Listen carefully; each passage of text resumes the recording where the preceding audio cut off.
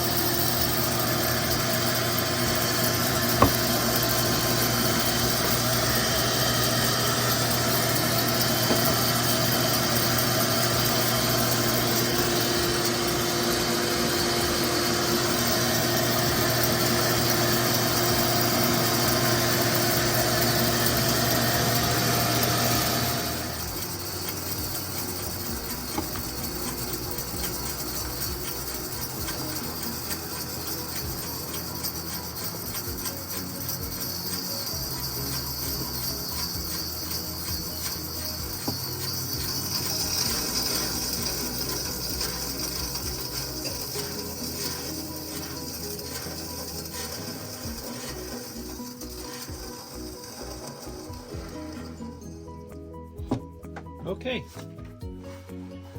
There she is. This is an old blade without a whole lot of life left in it. See if I can get us back where we need to be. One of those carbide resaw king blades. I really do like these. Kind of pricey, but they're worth it. This blade has been through a lot and it's still cutting, you know, pretty straight, all things considered. You can see the occasional spot where it tears it. That's because the blade has one tooth that was never reset properly.